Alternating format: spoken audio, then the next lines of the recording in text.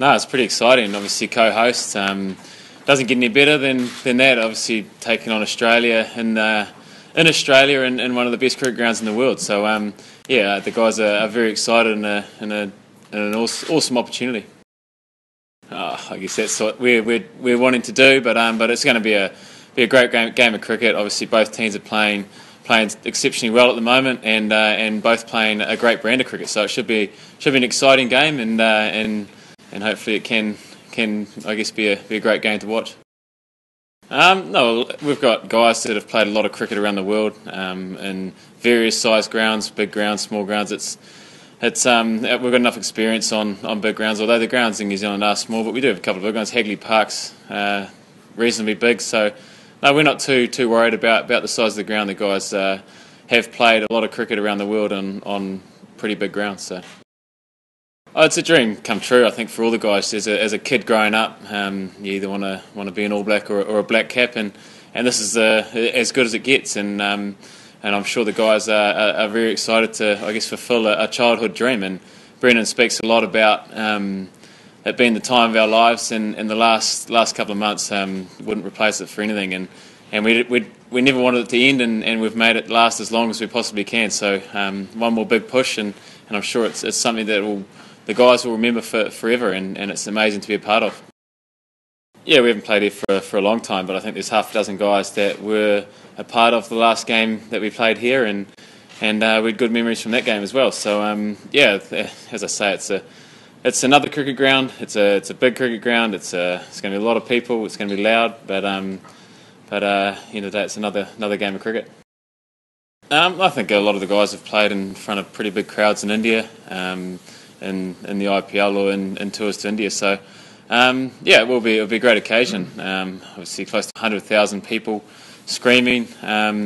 We've had a couple of big crowds at Eden Park, and they've been pretty impressive. They're obviously a smaller ground, and it feels like the crowd is on top of you. So it'll be interesting to see what it's like here. But I'm sure the guys are pretty excited and will embrace the challenge and the excitement that comes with it.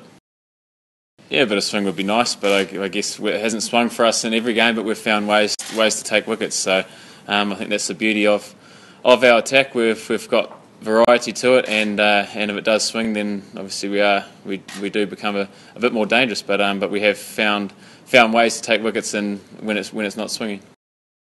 Yeah, the rivalry between Australia and New Zealand does pretty much cover every sport, and it is massive. We're probably seen as the little brothers from across the ditch, and we do quite well in other sports to compete. Obviously, Australia have had the wood on us in cricket over the last few years, but we're slowly starting to even that ledger. But I think as a kid growing up, it was always Australia that you wanted to play against, or you're playing against someone in the backyard. It was New Zealand, Australia, and things like that. So yeah, there is a massive rivalry in whatever sport you play in New Zealand, and you're always wanting to have one up over I guess the big brothers. Yeah, Tuesday was an amazing day and awesome to be a part of, and the guys have enjoyed and celebrated the success, and now we've had to park that and move on and look forward to Sunday. And I think that's been a strength of ours. And the level-headedness that comes with the team and the environment at the moment, that we don't get too far ahead of ourselves, and we stay in the moment and worry about the job that we need that's in hand. So I'm sure nothing changes, although the occasion's a little bit bigger. But I'm sure the lead-up and the build-up and the way we train and the way we go about it won't change to any other game we've played over the last couple of years. Yeah, they've done a great job since they've teamed up together. So it's probably the reason we're sitting here today. They've turned the team around from where we were a few years ago, and created an environment and a brand of cricket that works for the team, and we're really enjoying playing and getting. But I think people back on board. We're playing a great brand of cricket, and it seems to be working.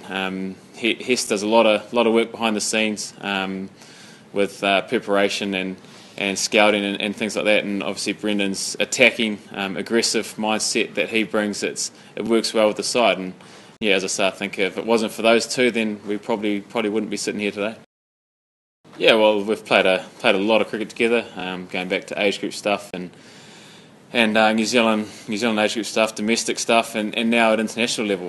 We've played a lot of Test cricket together now. Haven't played a lot of one-day cricket leading up to this World Cup, and Trent hadn't played a lot of one-day cricket leading up to this World Cup, but he's playing and proven himself on the international stage in Test cricket and 2020 cricket. So it was a matter of time before he became a more permanent fixture in the one-day side, and he's just grown another leg, and what he's done over the last couple of months has been amazing. I think he probably only played about 10 one-dayers leading into the World Cup, and to do what he's done over the last couple of months is amazing, and he just keeps getting better and better.